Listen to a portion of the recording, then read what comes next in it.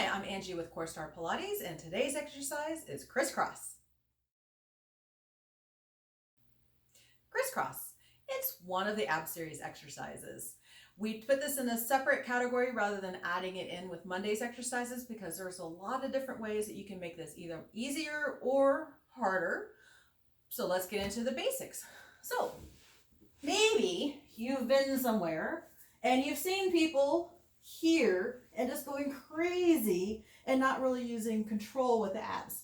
What we want to do as Pilates is to stabilize and be thoughtful with this movement. So Criss Cross, we're going to find our imprint, bring legs into tabletop. We're going to nod the head, lift up into our ab prep, bring the hands behind the head, and now with control, you're going to bicycle legs, just like single leg stretch, and add a rotation with the upper body. You want to think armpit towards incoming knee rather than elbow. Keep the elbows nice and wide as you rotate. We'll do that one more time. Each side, come to center, and then you can roll yourself up, and that's Criss Cross. There's a lot of moving parts with Criss Cross, so let's break it down a little bit. And let's start with just that upper body portion, finding that rotation without worrying about the legs just yet. All right, so come to your mat, grab hold of hamstrings, roll yourself down, and then we're going to bring the hands behind the head, either stacked or interlaced. Press the elbows wide. Legs are going to stay down, so knees bent, feet flat, maybe in line with sits bones. From here, I'm going to press my right elbow into the ground. I'm going to lift up a little bit, and then I'm going to start rotating towards the right, reaching my left elbow up towards the ceiling. And I'm going to come back down. And then I'm going to press my left elbow into the ground, lift up, rotating left, right elbow up towards the ceiling, and come back down. So this is an idea of how to start training yourself to keep the elbows wide instead of pointing and kind of pulling from your hands. You want to create this curve from your abs rather than pulling yourself into shape with your arms.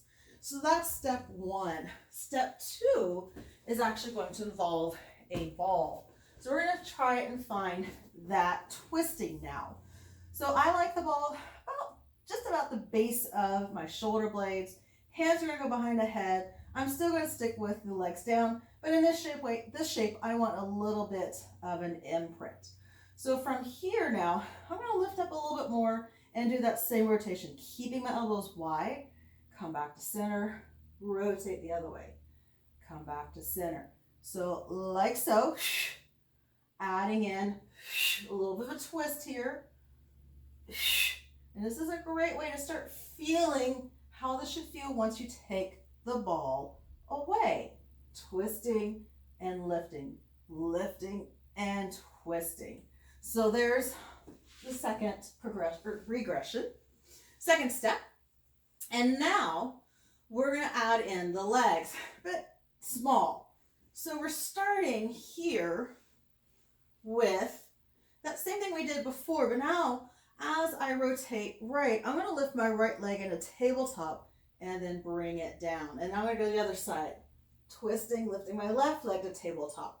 So starting to get that idea of coming in towards my knee while still keeping that elbow pointing up towards the ceiling. So that's the next step. And then from there, we're going to go to legs into tabletop. So find that imprint, legs into tabletop, find a small ab prep, and now just hold tabletop with the legs, working on finding that same rotation and twist and lift with the legs up in the air. And then once you feel comfortable with that, add reaching the opposite leg like so. So there you go. Ways to break down Criss Cross and start to get that into your body. So how do you make Criss Cross a little bit harder? Actually, it's not going to be instability as much as increasing your range of motion. There's a little bit of instability involved with this because we are going to use a ball which isn't particularly stable, but really we're going to try and increase our range of motion.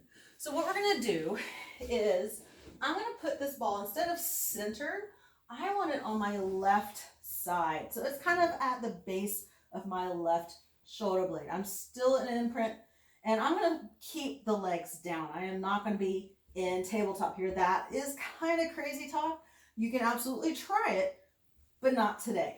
So way the upper body looks is you're going to open to your right. So I'm reaching my right elbow down towards the mat, and then I'm going to come back to that neutral, and then I'm going to rotate left.